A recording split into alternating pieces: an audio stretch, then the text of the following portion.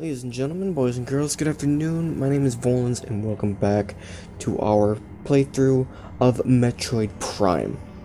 In the last episode, we got things started, we got the ball rolling. We did the basic tutorial section of Metroid Prime, where we investigated the space pirate frigate Orphan, which was above Tallon IV in orbit. So now, we've landed here on Tallon IV. We're going to begin our adventure in Tallon Overworld, where a lot of our adventure is going to be taking place. So, what we're going to do is we're going to start right out, and we're going to head right to what's called Chozo Ruins. So, Chozo Ruins are a... how do I put it? The Chozo were a group of people who they used to live on a different planet until they decided that they wanted to become a little bit more involved with nature. Whoops, I'm going the wrong way. And my apologies for the lag spikes. It tends to do this when I start playing Dolphin. It takes like 10 minutes to get it going. Anyway. The Chozo were a group of people who decided that they were tired of living their lives all based around technology, so they decided that they would go and they would live on a different planet, create their culture on a different planet, to kind of get more involved in nature and kind of get back to the way that they used to act, the way that they used to be.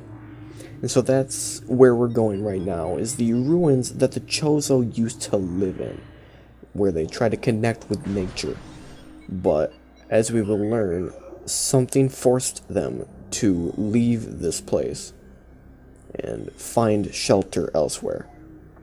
So this is, what you're seeing right now is the hint system that if you don't know particularly where to go or where to start out, it will tell you where you need to go. I believe it's the first time that you jump right into this, it tells you right where you need to go, like it's forced. This is telling me that there is seismic activity located in what's known as the Hive Totem. I'm not going to spoil anything concerning the Hive Totem, but that's where we are going first. Oh, take a look at this, by the way. This is some Chozo lore.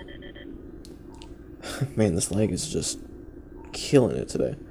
So Chozo lore... wow, that is some serious lag. Chozo lore is essentially lore or like data files that tells you a little bit about like some of the backstory. Lore is essentially how you learn about the storyline in Metroid Prime.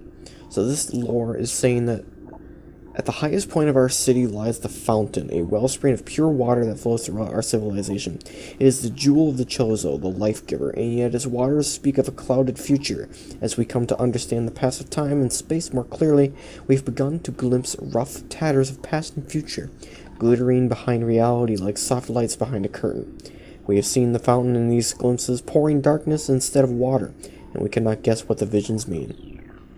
Wow, this is some lag here. That was weird. Alright, hopefully that goes away. I don't really want to revert back to 720.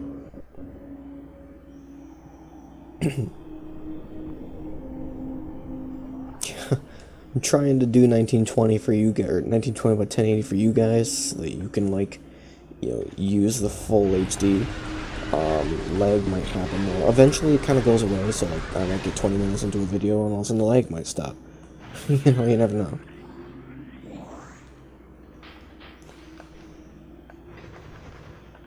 So as I said before, I played this game actually twice. So I have a rough idea, I shouldn't say rough, actually I have a pretty clear-cut idea of where I need to go, especially for the first quarter of the game, and then things start to get a little foggy. There's some parts scattered around the beginnings and whatnot too that are kind of foggy that I can't really particularly remember, but there's a lot that I can remember. Save station detected. It's another hint system. Unfortunately, this one also is forced, and it literally tells you it's right there. It's kind of unfortunate, but here's some more Chozo lore. We will not be reading the lore.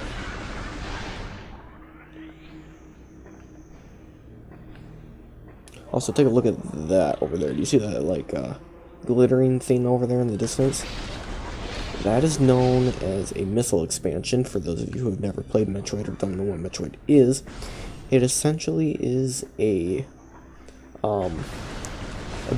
like an expansion to your missiles, obviously, it sounds. Which the missiles are whenever I press Y, it like shoots a really powerful missile that can like blow up certain items or certain parts of the wall. Like, for example, right over there, do you see that little, like, difference in texture behind those mushrooms? That's an area where I can actually blow up with a missile to get another missile expansion. Unfortunately, I need to actually get missiles, which is what we're going to get right now, before I actually can get missile expansions. They specifically prohibit you from getting any missile expansions until after you get the actual missile upgrade. Man. Alright, this is going to be a problem with this leg. Especially right here. So what you're seeing over there, too, is another, like, missile expansion. But it's actually a missile upgrade. As you will see as soon as I scan it. There we go. It says, it appears this item can only be reached by using the elevated bridge. Unfortunately, it doesn't tell you that it is missiles, but we know that it is based off of, well, you know. So this is the Hive Totem fight. No. This is the Hive Totem fight. Music is actually one of my favorite tracks in the game. Unfortunately, the boss fight is quite bland.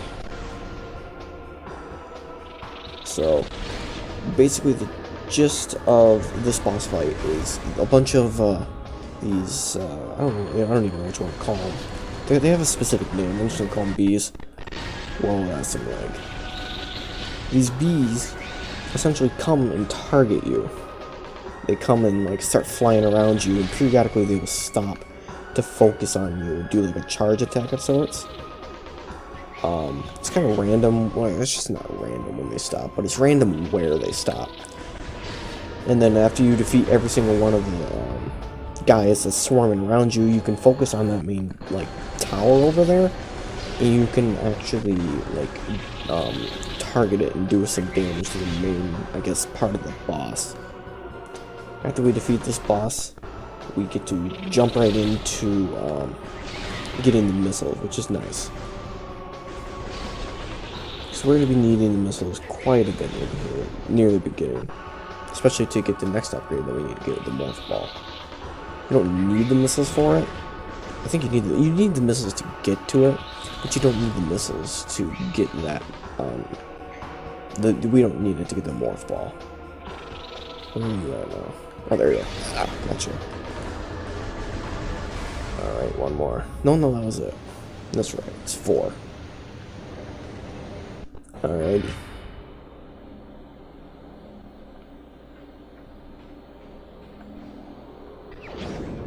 So now we get the missiles.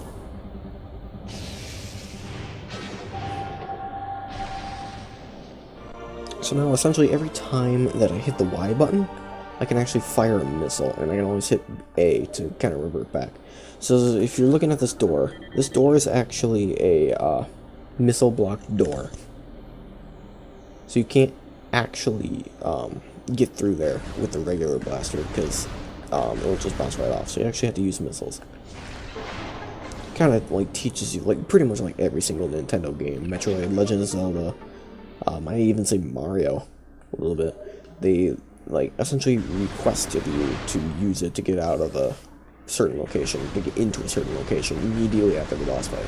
Legend of Zelda is known for doing that. It's a nice way to get you to understand the concept of, you know, what you're learning. And that right there, we cannot enter right now. That it requires the morph ball, which leads to, I want to say, another missile expansion. I don't exactly recall, but we will get that later, probably in the next episode. Alrighty. So now we're going to head over and we're going to get the morph ball upgrade. But first, along our journey, we are going to grab a missile expansion that's on the way in this room, like I said. Oh boy. Oh, you can actually destroy those, I think they're called hive nests or something. What are you guys actually called? Ow. War wasp, that's right. Yeah, the war wasps. These guys are a nuisance. Ow. Yeah. This water is poisonous, might I add. Yeah, it drains your health substantially. You'll see something similar to it later in the game that drains your health like crazy, but for right now, this is poison water. And this is a missile expansion, and every single missile expansion it maximizes your missile carrying capacity by 5. Not maximizes it, but increase.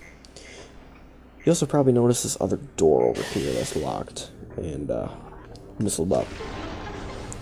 So we're going to go ahead and break that, and then here's the map room. So we are going to acquire, I think, a pretty in-depth look at the map, or a pretty in-depth map. I believe some locations are hidden, but as you can see here in the map, the orange parts, the orange parts are places we've already been to, and the blue parts are parts that we've not been to. And as you can tell, the places that we've been, we have the names of the rooms. Places that we've not been, we don't. That over there is another morph ball slot, which is going to eventually lead to another missile expansion.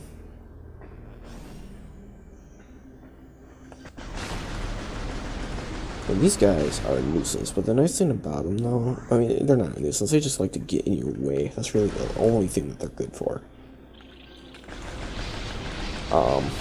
Same with these war wasps. These guys are a nuisance, though. But the other guys, they just love to get in your way.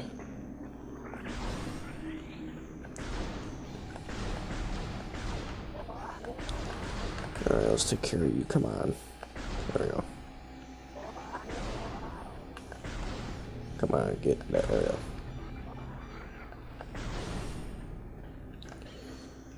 Yeah, these guys just love to get in your way.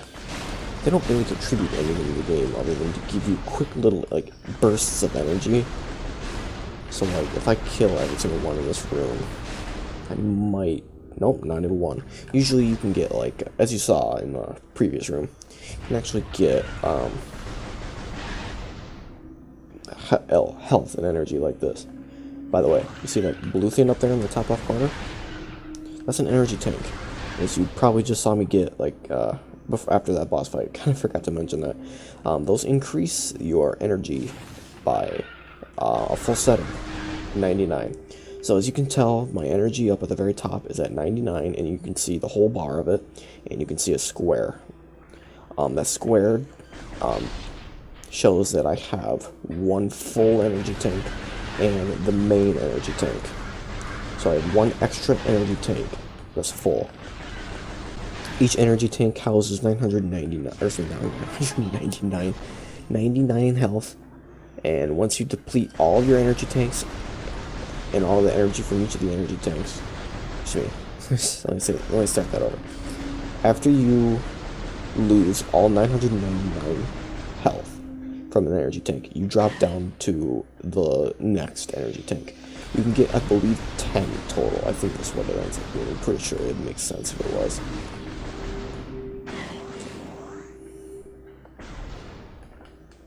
And you'll be seeing me getting a lot of energy tanks through this whole series. You'll see me get a ton of different energy tanks and different upgrades and whatnot. So this is another boss fight. As you can tell, so far it's just a bunch of spam of these jerks of enemies. This is essentially just make sure you don't get hit, and just dish out the damage like crazy. And then wait until every single one is killed, and then you get to the next stage of this boss fight. This big guy. I'll scan him just so that you know, like, what or who he is. Just another boss. You'll see him actually quite a bit throughout this game, especially in Chosen Ruins, because he shows up a lot. He essentially turns into just a normal enemy, which eventually, with different upgrades, you can just basically one-shot them. Anyway, this is a plated beetle, well-armored, burrowing insect vulnerable only in the rear abdomen. Creature's thick cranial plating can repel frontal attacks. This gives it an advantage in combat, allowing it to make ramming attacks. Oh, excuse me. Only surfacing when it detects vibrations above. It then maneuvers itself as to always face its rival, keeping its exposed abdomen protected. So basically the only thing we have to do here is make sure that we're close enough to him where he does this little certain, like, a type of, like, squeal of sorts, and then he's going to charge. And as soon as he charges, you dash out of the way. So you lock onto him, you strafe one way, you jump the other way, you jump, and then you can just start attacking his, I can realize his abdomen, I just look at it as a tail. Okay, tickle. Anyway, that's the boss fight. There's nothing to it. Let me take that missile. And let's get up here and get this morph ball. And for those of you who know quite a bit about Metroid, as I said before, this is not the trilogy version.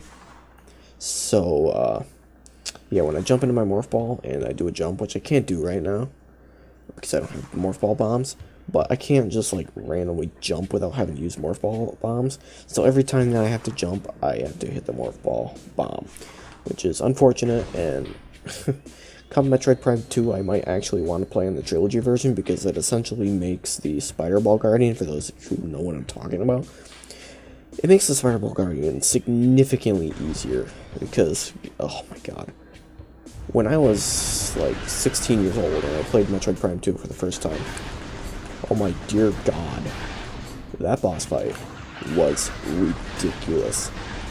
Because I died, I can guarantee you, like 10 times. Because he was such a difficult boss to defeat. Because whenever you wanted to jump up to a new level or something, so that you could like blow up the bombs or whatever you had to do, it was impossible. Because you had to just like perfectly situate yourself and position yourself right where you needed to be, and then you had to jump. Oftentimes you had a double jump, which, you know, I'm pretty good at the double jump, but I can't execute it every time. You know, there's always that, like, you know, 7 plus or minus 2% of the time, you know, or I'll screw something up, you know. Yeah, it just made that fight ridiculous. So I don't particularly need that kind of a jump, you know, feature for this game, so I'm going to be playing it on the GameCube. Metroid Prime 2, though, I will probably do the trilogy version. Anyway, guys, we're going to go ahead and end the episode off here. A little bit of a shorter episode, nonetheless. But I think you guys have seen enough for the day, and it's actually a really good stopping point. You know, we defeated 2 bosses today. We got the morph ball. We got the missiles. Whoops, I don't want to say it again. Thanks for replenishing my energy. Yeah, so we got morph balls, we got the missile, and now in the next episode we're going to go ahead and we're going to find the charge beam. Now, unfortunately, I don't entirely remember where it's at. I have a brief understanding of where it's at, and I know how to get it. Might take a couple of minutes for those of you who know what I'm talking about to find the stuff that I need to find, but we'll get there. We'll get there. Anyway, guys, as for the video at hand, thanks for watching. Please give a like if you like this video. Please dislike if you actually didn't like the video. I know I'm asking for dislikes if you didn't like it, and comment. You know, giving me some constructive criticism. You know, constructive criticism is great. You know, it helps me grow as a YouTuber, especially as a fresh newbie YouTuber. And first and foremost, or not first and foremost, most importantly, please subscribe. That's the most important thing. Without the subscribers, you know, without the subscribers, I'm just making videos for the wandering YouTuber, or the wandering person who just finds this video on accident. So please hit that subscribe button if you want to see more, guys. And go check out some of my TF2 videos. If you're coming here just looking for Metroid, go take a look at some of my Team Fortress 2 videos or Terraria. Some of those are coming out in the near distant future. So yeah, thanks for watching, guys. You guys have a day of well-deserved rest and fun, and we will talk to you in the next episode. Take care.